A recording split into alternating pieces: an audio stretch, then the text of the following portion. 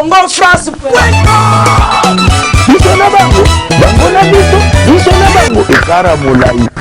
France.com site ya Congo Masolo à danger Masolo à Kitoko. CongoFrance.com. Vous informer, c'est notre devoir, mesdames et messieurs. Bonjour. Encore une fois de plus, vous savez que Naïb Saki Bino 2016 est année à action à pression parce que l'actualité bascule, parce que quatre coins du monde en parlent.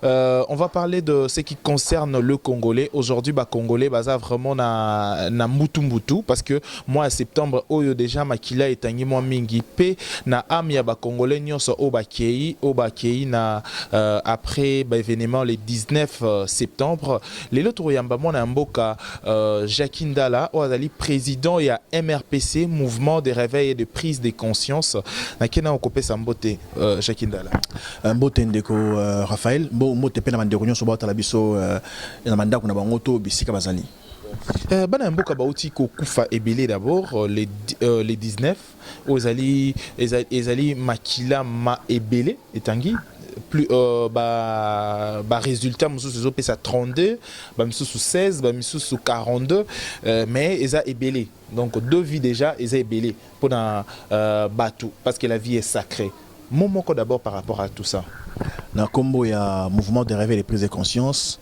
na kombo ya bandeko nyonso à travers le monde oyo bazali ko kotana likanisa biso totombeli bandeko banso ba kufi milimo na bango pe na kimia na mabota na bango nkolo mobondisi abondisa bango bayeba te liwa bakufi ezali liwa ya pambate ezali liwa ba kei pointe bazui mokano ya kubunde kono na bango yango nkolo ya mitema na bango penya na kimia bayeba tikali tokoba kubundela ekolo oyo ezekolo na biso moto moko te akoki kotelemela ekolo na lolenge nyonso.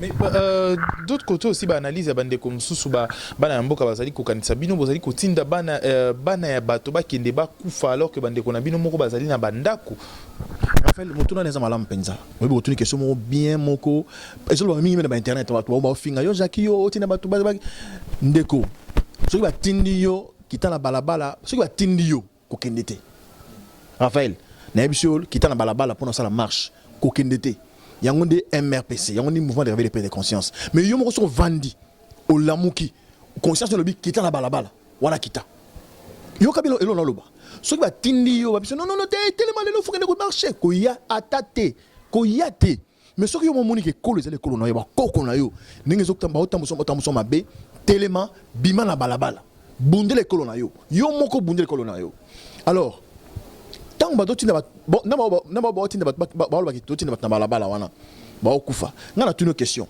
est-ce que so ba bisa to bosa la marche est-ce que batina ba tona ba kufa le 19 marche ezali pendant que nerotika memo na seni pour à convoquer élection est-ce que batini ba to ka ne okufa to ba bomi ba ne ba tini mo la liwa confusion na mito ba te belé en wana et puis mingi ba lo bana ba to ba côté la pouvoir ozomona biso toza na opposition te to na pouvoir te biso tozali force oyoyé pour ko zongi sapena makambo zongo na nzela donc toza ko soutenir opposition na ndenge et sengi que vraiment mandat oyo ya Kabila et sengeli si la année oyo wana to soutenir on ninga parce que constitution te lo bien et zali pe opposition te lo bien monter. Ça, c'est la Constitution qui dit clairement que le 19 décembre, c'est fini pour le mandat du président de la République. Et c'est Siko Makambe Samana Lolenge et Longobani. Toute sa Constitution d'Abisso. Voilà. Alors, pour na Batumisusu Bazali ko Kanisape Lisusu, parce qu'il faut tout analyser peu Makambo Ebele. MRPC ezali mouvement moro ya prise de conscience. Kobimia pour na robunde la mboka eza conscience personnelle selon ba propos na yo. Alors, ko Kanisape lelo bato Ebele Bazali ko kufa na kati na G yango. Na kati na ba aventure yango. Na kati na ba na kati na combat to lutte ya lelo. Attitude du gouvernement par rapport à bateau au baouti ko kende. Analyse nous ko za la nini parce que na France ata soki bateau mi balé ba koi to mona chef d'état à l'équipe a sali moi discours à lobby et a teli ba condoléances mais jusqu'à présent on dirait bazali ko charger les sous bango parce que bazali kena ki copier parce que bokena ko storker bablo ko la mdenga na ndenge. Mais Raphaël na lobby hein ce qui yo attendent tout sur la boy tout seulement nous na betio et botu au koyo kufi yo kan singa na lobani on a ko attendre sous par hasard au kufi mais ce qui est na makanicha ko bomayo na lobani c'est ce qui s'est passé dans le gouvernement qui ça salelo et puis masango biso toyoki to sengi d'abord MRPC sengi enquête mort internationale pour na koyeba ba nani ba beti ba na mboka masasi na nzoto pour congolais tant ba pour marcher. Je pense que net ngai nazo condamner ba pillage nazo condamner ba pillage au salemaki tozo condamner mobulu nenge mobulu kotaki mais soki ezalaki penza na zuli kanisi malamu pene ba tuto baninga MPC o ba kitena balabala obiso to na balabala to banana na Willeriti na Triomphal ngaku to ba membre MPC na binanga tete ndala yo zelo ngebani keba ne tozo mona na nungu awa yo benana déjà zonga na boya ba forcer non en tout cas président tu dois rentrer bazolanga moto na zonga ndako na biso 5 minutes 30 ans le temps on a payé mon moto bono ki ma ça c'est bête na biso ndonanga oko imaginer te mais ce qu'on a compris seulement information to za nango balobi police na biso ya Congo ya RDC et boya ko beta masasi boya ko attaquer population mais semble-t-il bato attaquer population bato mususu ndenge tozoyoka ba mercenaire mo ba mercenaire ba kotaki parce que même ba bokaki nani roquette na siège à UDPS ba lobi ke zalaki baza penda ba soda ba policier mais ba lo ba France ba lo lingala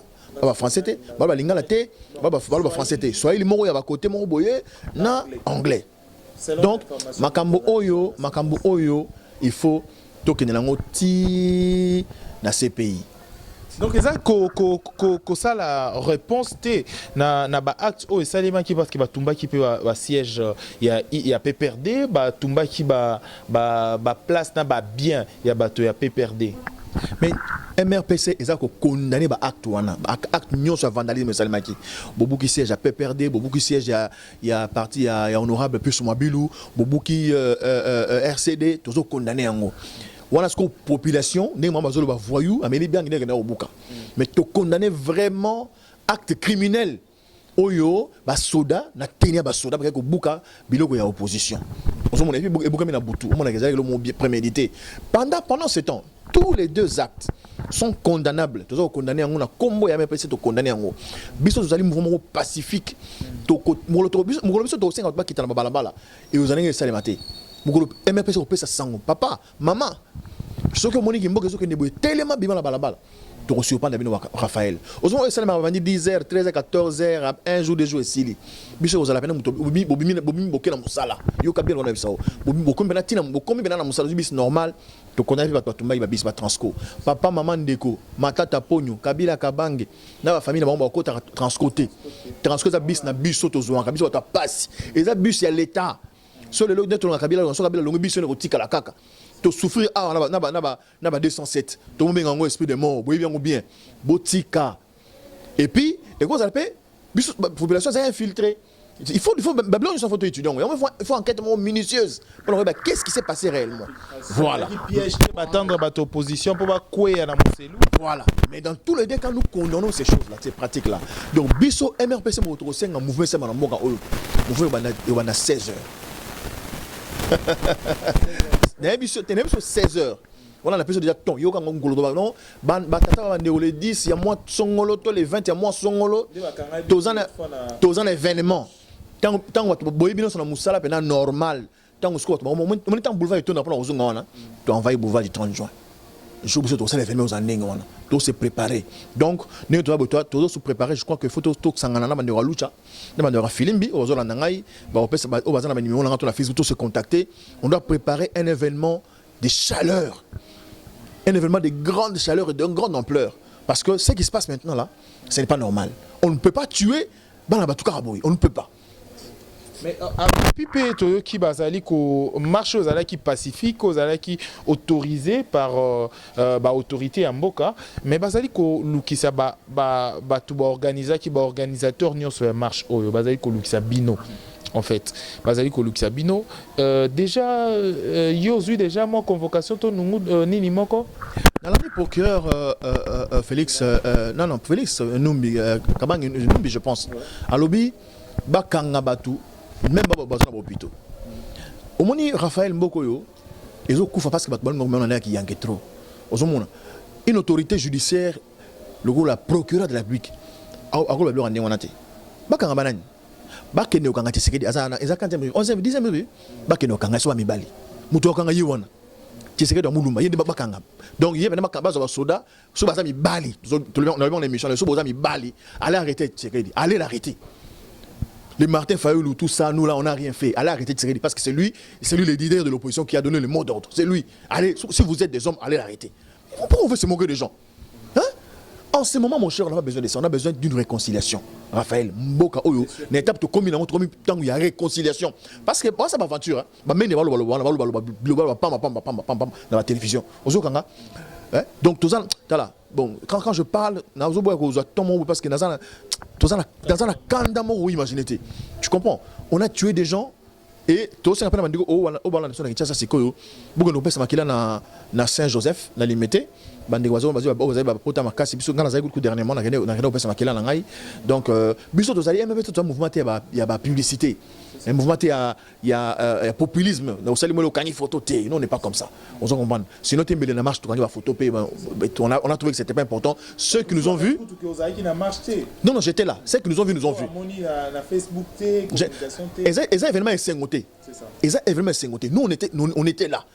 Non, presse, il faut l'onga siko.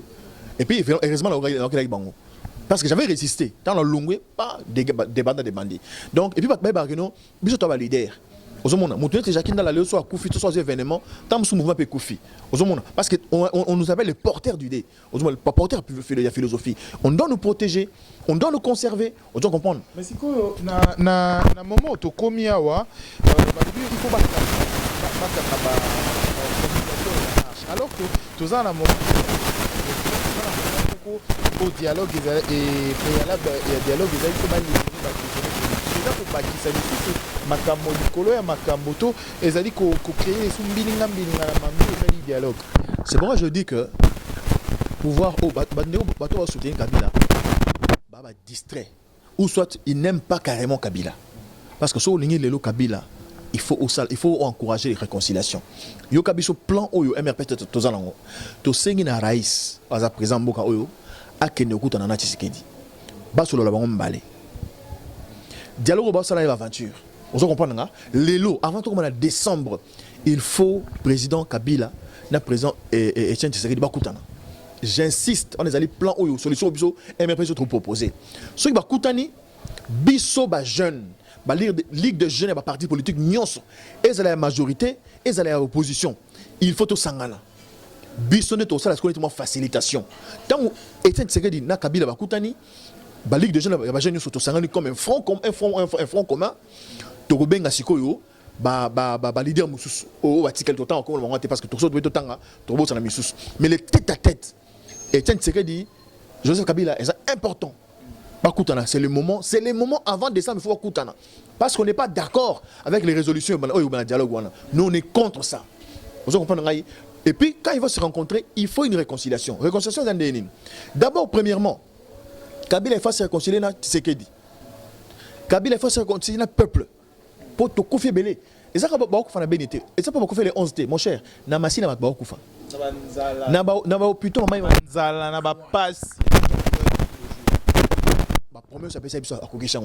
on est déçus. On doit comprendre. Et responsabilité, les lots, responsabilité bien les 19 et ça y est. Plutôt la vérité. Pour que nous ayons le courage, Kabila, parce que ce Kabila, ça va élection, ne va pas profiter. Donc l'instigateur, c'est le président Kabila. Donc si on veut arrêter les gens, qu'on aille l'arrêter lui. Procureur Kabang Numbi, mais on peut déjà plus c'est un. Parce que si on avait organisé les élections dans ce pays, je ne pense pas qu'il y ait un. Donc c'est ça la vraie justice, c'est celle-là. Mais par conséquent, au lieu d'entrer dans des polémiques qui vont rien amener, tout le monde Kabila wana ba que Kabila kotana ya Tshisekedi paf mboka oyo yeux lan calme côté réconciliation côté bazon péché raisa kotana na Tshisekedi. Ce que Kabila a se réconcilier na Tshisekedi, a se réconcilier na peuple. Donc pas Tshisekedi paix. Il faut se réconcilier na Kabila. Et puis à se réconcilier avec le peuple congolais parce que banda Mobutu tout le il y a des gens qui sont bakoufi belé membre belé il va bakoufi dernièrement bakoufi tu fait dernièrement na siège wana. Donc nous pensons que le président Tshisekedi doit aussi se réconcilier avec le peuple. En même temps, on peut maintenant associer les leaders, les leaders minés, tout temps comme on monte. Nous menons les jeunes autour, il y a Lucha, autour il y a MRPC, autour il y a Filimbi. Les jeunes a PPRD, il y a IDPS, il y a FONUS, il y a SID, il y a CCU, il y a MSR, les partis nous sont tous sangani les jeunes, biso siko est facilitateur. Vous comprenez? Nous allons imposer une ligne de conduite dans la politique en Moka Oyo. C'est les moments. Mes frères jeunes, c'est les moments que c'est nous qui devons nous impliquer. Bisson de siko, oh baby palanga, bamona ngai, oh baza ni mona babinga ngai, likanisa ko sauver mboka yango wana. Et si likanisa mso ezate wa lukonka. Alors, tout ce makambo quand on parle de la jeunesse, et tiens mon mali le mukie na nzoto, na makambo oyo utuko leka récemment, na aéroport, donc comment dit envoyé spécial. Il y a les États-Unis d'Amérique où Azala qui menacé na et pas Thierry où Azali président il y a CCU Ligue des jeunes il y a CCI où Abanda qui menacé avec des propos durs nani envoyé spécial il y a les États-Unis. On dirait actuellement les qui prémédité parce que tout comme tina tarmac tina tarmac na ba caméra tina aleki salon VIP comme tina tarmac et ça ko lancer guerre mon côté na état mususuté. Non, je pense que la qui président de l'Assemblée nationale au Bénin a condamné qui va biloko wana et mais sur les gars la télévision bon ça va campagne là.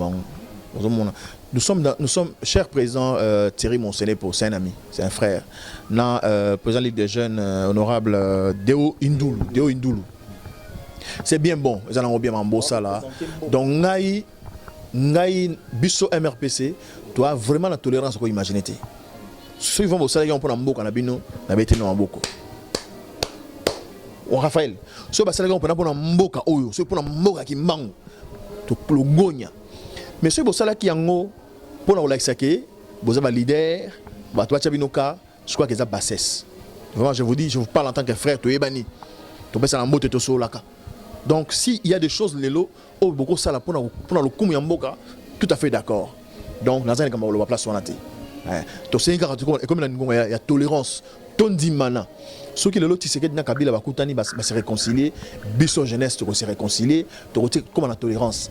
Et à tes choses, on t'a perdu des fois tout mandat qu'on n'a jamais comme ça les mandats on t'a perdu ça la position naïe. Moutouya IDPS ça fait la position naïe. C'est ça, il faut se respecter ningi wana. Tout ça on t'a rebondate, tout ça on t'a inanate. Mais c'est qui est vrai que la minute oyo, oaza président mandat naïe Sili Abou Pia, c'est tout. Alors, tout sur le makambo aux alliés qui ont intéressé le monde entier, on sait que Nambo Canabiso, ils allaient dialogue. Mambi man dialogue, c'est quoi dialogue yango est-ce qu'ils sont inclusif ou exclusif? Pour Nabiso MRPC dialogue ils ont monté. Oh bah monologue bon, bah sur la bon on a bon. Le véritable dialogue c'est un tête à tête. Tout on va insister. Les gens peuvent dire tout ce qu'ils veulent, ils peuvent nous insulter, mais c'est ça la vérité. Le jour où le président de la ville, Joseph Kabila Kabange, sera en tête à tête avec le président de l'UPS, Etienne Tshisekedi Moulumba, automatiquement, tout va marcher. Ils doivent se rencontrer pour 3 ou 2 préalables. Yali Bosso se réconcilier entre eux et le peuple. Yami Balé mettre en place un calendrier électoral. Yami Satou libéraliser les médias publics. Bien avant cela, évidemment, il faut c'est nous c'est à la soute ici. Dialogue avec Kodjo et aventure. Raphaël, dialogue avec Kodjo et maman aventure. Ou soit déjà le mot kabalo basal contre peuple congolais. Est-ce que Kodjo d'abord na mission na qui na Kodjo na RDC facilitateur, est-ce que arrêtion na mission na sur le lobby que dialogue et aventure. C'est il va échouer. Dans le biso front commun, il y a jeunes congolais, il y a jeunes RDC. To pesi li kanisiboy biso MRPC to lobby ba ligue de jeunes nyonso, il y a parti politique ya mboka oyo. Et à la opposition majorité na ba société civile. Ba jeunes boya to sangana biso na Lucha, na Filimbi na MRPC. Biso ne photos à la vrai facilitateur. Oyo to encadrer Joseph Kabila Kabange pour akutana na musée papa na biso Etienne Tshisekedi pour que Kimia Mboka, il est possible que la paix revienne dans ce pays. Tout ce qu'on m'a dit, tout le monde est un mycologue ou le conca. Et ça m'a pris et puis ça m'a été congolais. Et ça m'a bêté. C'est bien, c'est pour notre maturité. Mukolo Mboka Oyo, Mukolo, Moni Kabila sur le Gwenkaka. Tu connais une élection crédible. Président Roya, hein? Discipline aux Alamboka Oyo. Discipline aux Ala. Bon, mon a mot to keni malamonko. Donc to senga vraiment, il y a les bosso, c'est ni longon, c'est ni eza souté. Tant que Raïs va côté na ya chichi, ba tie ba mécanisme en place. Après to benga ba leader musu ba yeye ba kutani, mais biso ba ligue de jeunes na 5 na insisté les sous. To yebani ligue de jeunes a pas perdre to yebani to solara, cher ami. Ligue de jeunes a CCI to yebani to solara. Ligue de jeunes il y a MSR to yebani to solara. Ligue de jeunes to yebani ligue de jeunes il y a UDPS, il y a Fonus, il y a SID. Il y a MLC, il y a UNC, tu es banni, toi, jeune qui n'a pas banni. Donc, biso photo, tout le cadre de moto, pendant ce temps, via Tchichi, vraiment, na Joseph Kabila, il faut bakutana. Bah viens à Kalakalawa, Mobutu, soit là, dictateur, va miser Kabila, bah on péché parce que so Kabila kutana na ya Tchichi, bah on s'en pandi. Et puis il faut mettre en pandi pour qu'on moins c'est l'équipe. On se comprendre. Ce que nous disons est vrai. L'idée au PC, c'est ça la pensée à MRPC. Donc, nous, on travaille sur les réalités congolaises. Qu'est-ce qui se passe en RDC? Pourquoi ça ne marche pas? Pourquoi ça a bloqué? Pourquoi les gens étaient dans la rue le 19? Pourquoi on a tué les gens? Pourquoi le président Kabila n'a rien dit? Donc, pourquoi on pense qu'il faut qu'on arrête les opposants qui marchent? Pourquoi? À quoi ça va servir? Ça va servir à créer encore des tensions. Nous, on n'a pas besoin de ça. On a besoin de Kabila, Kabange, après mandat naïe, et puis il faut le bas qu'il y ait candidaté. Parce qu'on a candidaté. Il faut le bango, et on a candidaté, il faut le bango, il faut le pour nous éviter des tensions encore de maquiller dans la moka. Quand on a longé, biso ba jeune autour de la ligue wana, il faut te protéger, na famille na bien naïe. En même temps, libéraliser les médias publics, RTNC comme il pour les attaquer, soit celle qui a opposition et les RTNC. Il faut qu'il y ait le gars pour comme ça Kabila. Oh notre Dieu, notre père qui est, c'est pas notre Dieu, tout ça Kabila. Non, Kabila c'est pas un dieu, c'est un monsieur, une institution de ce pays en qui nous devons du respect. Oui, le président en tant qu'institution, la constitution est sacrée. Il faut te respecter. Mais Toroto, ça a été ce qui est mort dans sa constitution. C'est ça le grand problème. Et puis, ceux qui sont opposants, tu as un procès en direct dans les médias. Parce que nous avons des choses à dire. On va demander à ce que les procès soient retransmis en direct dans ma TV. Comme ça, on va voir. Ça va 15 ans, 30 ans, à peine des morts. Voilà. Alors, Tokomi presque Nasuka entretien à Bisso. Deux questions encore en va Tokomi Nasuka. Ezali Oyeba d'abord, Toyoki plutôt que issu à dialogue Oyo baro publié gouvernement Moko Oyo, même tu a opposition peut baro figurer peut baro zana ba poste Moko. Déjà, point de vue na yoko kyo za nini. Mais c'est ça, ces gens ils veulent marcher sur la population. Les gens ils veulent marcher sur la population. On n'a pas besoin d'un gouvernement. Après on n'a pas besoin de ça. Raphaël, j'insiste que la seule solution aujourd'hui, moi quand je parle, je ne parle pas de la communauté internationale. Parce que je ne dis pas français dans la Belgique. Je crois en nous-mêmes. Je crois en l'amour aux Arlangos, aux solidarité congolaise, RD congolaise aux Arlangos. Na bolingo na biso ya kebeke non, nengenza boye, Raïs sa président, leader mboka oyo pena opposition oyo yebi mo kilomba tanga kombo na yebi so to sa yezali etani sekedi. Ba tata wana mbale ba kutana noko, ba kutana Raphaël, ba kutana bolo bango na ba TV na mission ko mango. Il faut que Tshisekedi et Kabila se rencontrent avant to comme le mois de novembre. Il faut où c'est Kabila qui fait le premier pas. Parce qu'évidemment, c'est lui l'autorité. Et puis, il y a un âge. Avant moi, par rapport à Vietienne, à ce moment-là, il y a un peu de Royambaye. Tout le monde face à face. Il y a la vérité. Il va se réconcilier. Et puis, il va se réconcilier dans le peuple. Donc, tant que Kabila n'a pas de la TVRT, le peuple congolais a 5 000 pardon. Je vous demande pardon.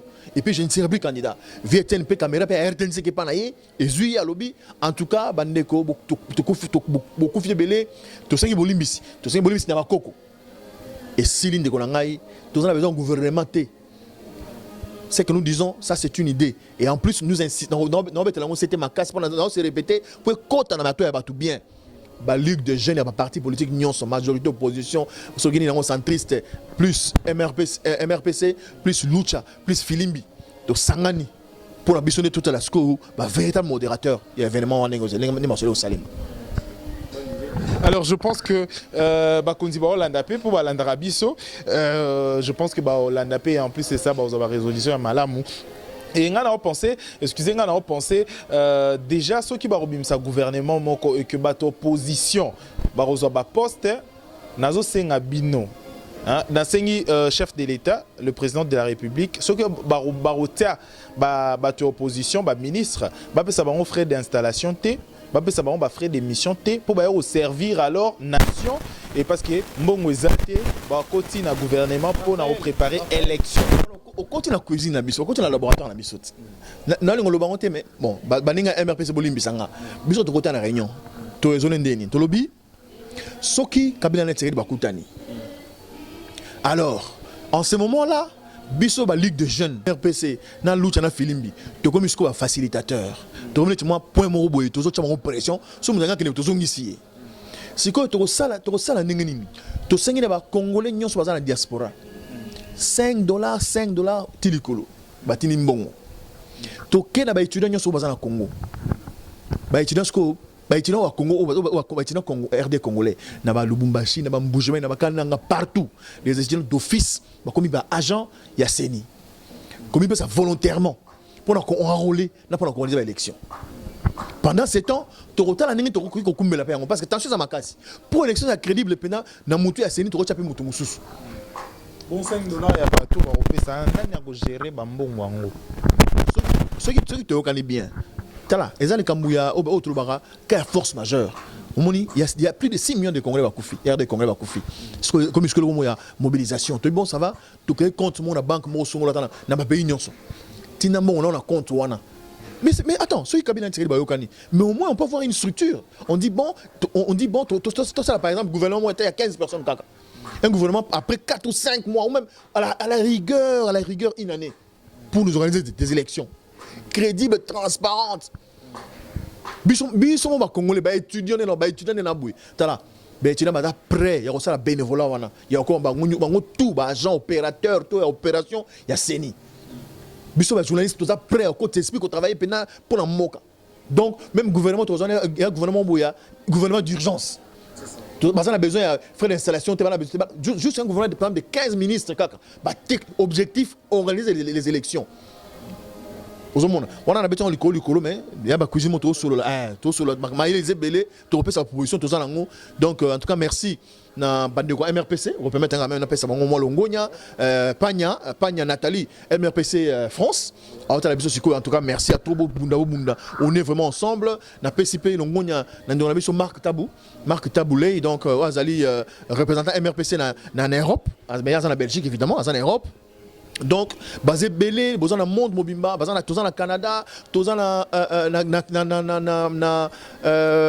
Canada, besoin Nicole, voilà, Nicole Kachale, représentant MRPC na Canada, les États-Unis, basé belé, on est ensemble, mais les autres partout, tous sur l'auto sangana pour tous ces lois longa voix. Voilà. Alors je pense que initiative Eze Belé surtout Maël est toujours ya ba Congolais à diaspora au chaque jour bazonga toujours la page na biso pona koyebisa biso makambo il faut comment mboka il faut etambola et surtout tumiso bakantara diaspora ezali kaka une frange ya ba Congolais au bazara toujours ko se poser na ba idée ya mboka ba misusu bazara na pona contribuer ba tout le rôle l'homme au bon cœur. L'homme au bon cœur Ilumbe, de la famille Ilumbe, contribuer et efficacement aussi, parce que MRPC aussi, c'est une façon aussi à un monde à Makambu différemment. Voilà. D'ailleurs, à j'étais au Bafler, félicitations pour Nanzela Nayo. Tout comme Nasuka, il y a un entretien à Bisso, et le rumor est Suka au Lobelaba Congolais, à travers le monde, et voilà. Tout ce qui est Congolais, bandeko, au Bafinga, mingi na Facebook, photo le Belang, Bafinga mingi na Facebook. Non, opportuniste sont des sur le français de Kokomati. Opportuniste vit en mot des opportunités. Tant maman a botio, on peut mal des opportunités. Ça, on peut mon koufa. Vous comprenez, opportuniste, c'est un grand opportuniste. Et les opportunités sont faites pour les saisir. Donc, elles sont faites pour les saisir. Monsieur Balbano, journaliste, monsieur musique, qu'est-ce que musique yo? Dans un musicien. Je suis un journaliste, on a sali Moussalo avec fierté, dans la valeur nango. Donc le lot, na sepel dans la politique. Boyebi ngate, botu na baba tanga na ipen ba sabino, banda na l'école primaire na ti l'université. Dans un bidel général, chef de classe. Donc je suis un politique de naissance. Na pena muto nza ba pesenga makoki, na vision pour n'amboka na biso. Donc naza pena déterminé. Bo finga na binunga, bo loba ne bo loba, mais to remonana. Bato o créer poste ka po finga ngai wa lâche. On m'a balinga la vanda na Kinshasa na Willery salon franc comment on a benganga na ya finganga face à face so ali moi si to mobali merci nzama batele kolo oyo to tika ba aventure wana ya o bossa la solution za moko na mboka oyo pour ba ko fa sauter pour ko moko ponza leleki il faut tirer dans kabila bakuta na ba solo la face à face pour to tande to kumbela bande kwa lucha bande ko ya filimbi bande ko parti politique nyonso ligue des jeunes parti politique za majorité pour opposition to bengana to sangana to la place to solo la face à face biso il faut za la facilitation na biso o le rakuti ya Eden Kojo biso to za na numéro oyo so bengi biso na plus 243 844 682 503. Nous avons insisté 844 682 503. On a le vice-président Patrick Assali, il y a MRPC, Patrick Assali est vice-président. Ou soit on a émission la 09 donc 243 9 93 337 647 9 93 337 647. On a le secrétaire général Richard King. Donc tozali bobenga biso to fana to solo la mboka na biso yango yo ezokende yo ke ka boy ba okufa. On a perdu beaucoup de gens, il faut dire assez. Que Dieu bénisse la RDC Bomoko pour na biso moko. Merci Bomoko pour Nabiso Moko Zali, message à Soukaya Jakindala. Je rappelle, Aza président, il y a MRPC, mouvement de réveil et de prise de conscience en République démocratique du Congo. Et ces mouvements, oh, Ezali Kobunda pour na ba élite et prise de conscience na Congo. Je pense que Ezali vouloir y a batuloko la Albertine Batumba Ntseka depuis Irlande. Oh, il a apprécié aussi la prise de conscience et ça est fini pour cette édition. Merci de l'avoir suivi. Merci à toi Mouna, l'artiste, pour la prise de vie. À mon boss, je suis Didi Dipumba depuis la France. On se retrouve trop prochainement pour une prochaine édition. D'ici là, portez-vous bien. Au revoir. Congo France.